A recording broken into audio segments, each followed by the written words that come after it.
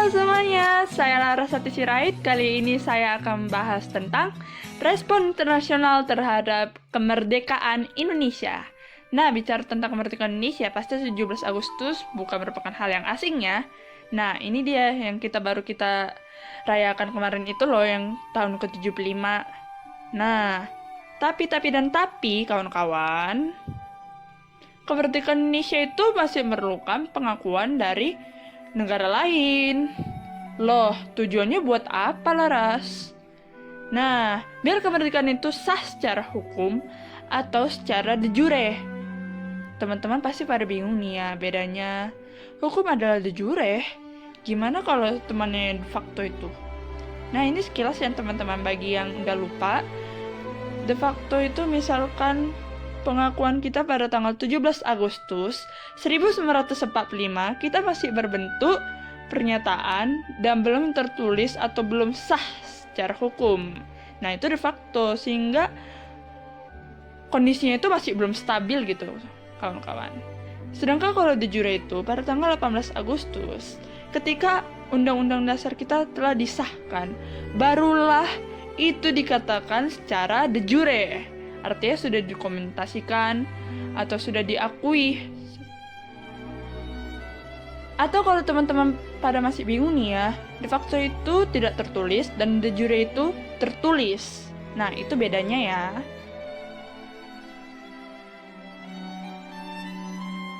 Balik lagi ke pembicaraan kita negara lain. Kalau pengakuan dari negara lain, kita pasti memerlukan Departemen Luar Negeri. Pada tanggal 2 September 1945, Soekarno di Hotel Des Indes melantik membagi 12 departemen, salah satunya Departemen Luar Negeri yang dipimpin oleh Profesor Mr. Ahmad Subarjo. Tapi pelaksanaan diplomasi ini teman-teman masih terbatas di Jakarta. Itu dikarenakan pihak Belanda yang masih mendominasi di Jakarta dan sulitnya alat komunikasi. Nah, tapi ada perubahan teman-teman. Pada saat Kabinet Syahrir pada November 1946, Syahrir sebagai Menteri Luar Negeri dan H. Agus Salim sebagai Wakil Menteri Luar Negeri yang diangkat menjadi Menteri Luar Negeri sepenuhnya di Kabinet Syahrir yang kedua. Itu dikarenakan H. Agus Salim ini pernah menjadi konsuler dari Belanda pada zaman kolonial. Tujuan pengakuan dunia internasional itu masih terkendala karena Belanda.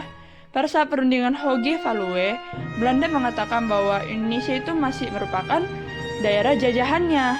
Sedangkan pada perundingan Linggarjati, Syahrir mendesak Belanda untuk memiliki wakil Indonesia sendiri karena hal ini berkaitan dengan pengakuan secara de facto. Tetapi sebagai konsekuensi ya, seperti yang saya bilang, de facto itu masih berbentuk tindakan, berarti hanya mengakui Indonesia itu secara berdaulat, bukan sebagai negara yang merdeka. Dan tidak tertulis secara hukum atau tidak sah ya kawan-kawan. Nah, berkat kegigihan dan kepiawaian, hubungan luar negeri bisa dijalankan. Namun masih terbatas di Mesir, India, Singapura.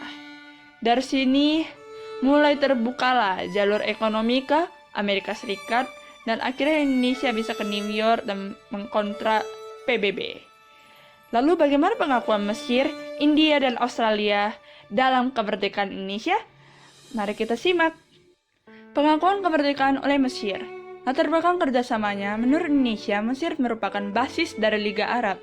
Sedangkan menurut Mesir bahwa Indonesia ini mayoritas agama Islam. Nah, berarti masih bersifat keagamaan. Nah, dukungan ini bisa kita lihat dalam memperbolehkan mahasiswa Indonesia menulis di koran lokal organisasi IMC. Dari mahasiswa ini juga 15 Oktober terbentuklah panitia Komite Pembela Indonesia.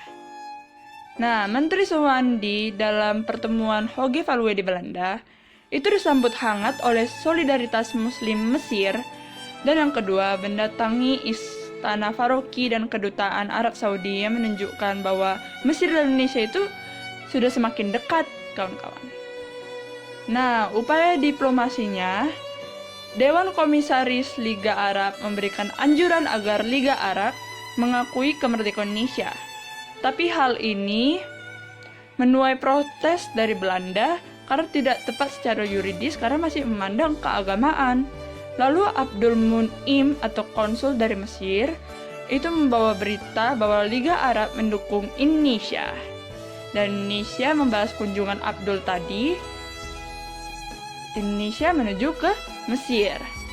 Nah, hubungan ini membuat Belanda tidak menyukai Mesir dan Indonesia menjalin hubungan persahabatan atau pendekatan seperti ini karena masih merasa Indonesia itu seharusnya masih bergantung pada Belanda atau masih di bawah penjajahannya seperti tadi ya, Ogi Value.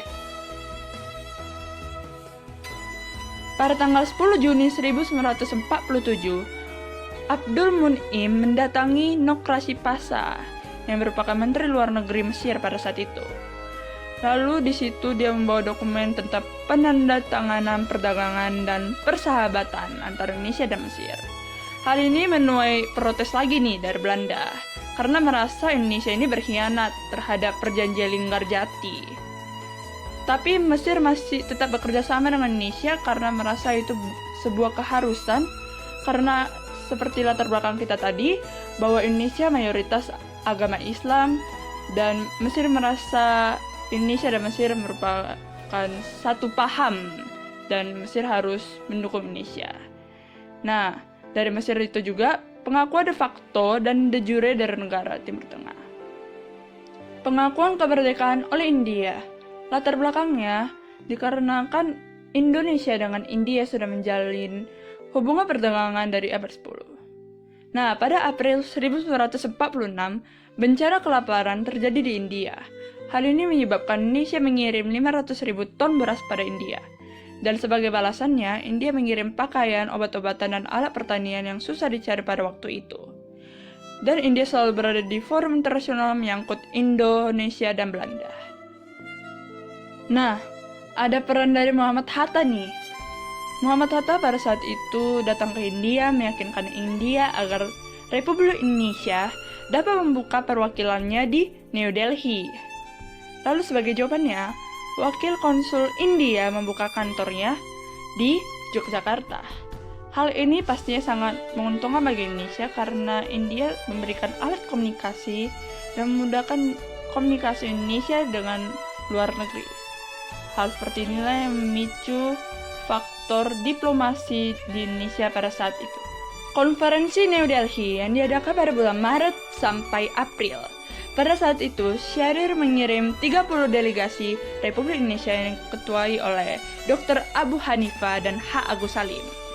Lalu pada tanggal 23 Maret 1947, mereka tiba dan Syahrir menyusul dengan pesawat khusus.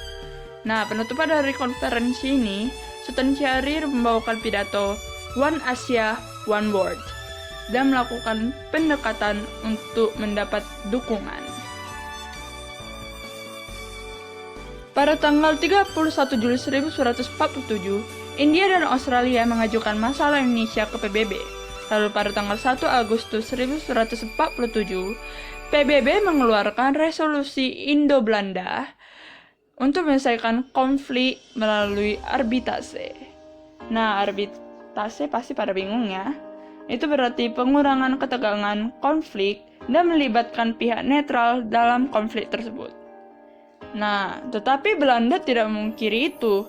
Malahan dia melakukan agresi militer yang kedua. Hal ini menuai protes dari PBB, KTN, India, dan beberapa negara lain.